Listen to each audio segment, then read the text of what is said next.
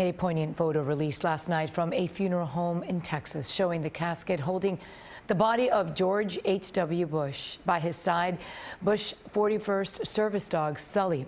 Jeb Bush tweeted last night, "Sully has the watch." Former President George Herbert Walker Bush will lie in state in the rotunda of the U.S. Capitol building today. The 41st President of the United States passed away Friday night at the age of 94.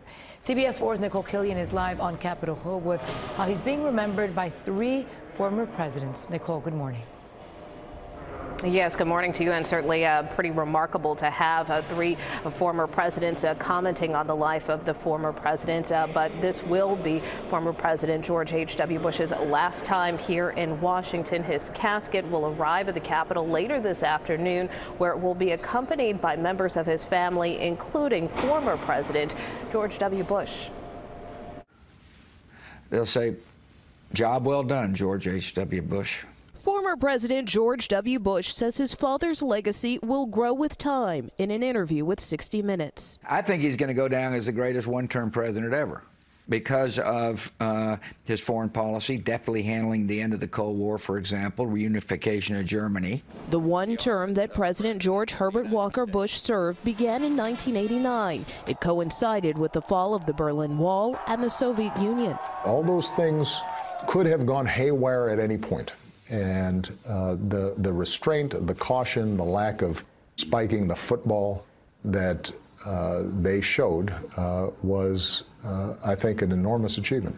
Today, the late President Bush will be flown here to Washington, where he will lie in state at the Capitol Rotunda until Wednesday. His body will then be flown to Texas, when he'll be buried next to his wife Barbara and daughter Robin.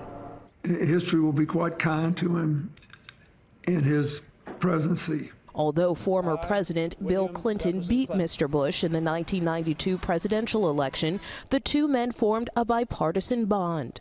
It's been one of the great joys of my life, my friendship with him. Our arguments were good-natured and open, and we continue to debate things all the way up until recently. President Trump declared Wednesday, December 5th, as a national day of mourning. And President Trump and the First Lady are expected to attend Mr. Bush's funeral on that day at the National Cathedral, although it's unclear whether President Trump will speak. Maribel? Nicole Killian live from Washington, D.C. Thank you for that live report.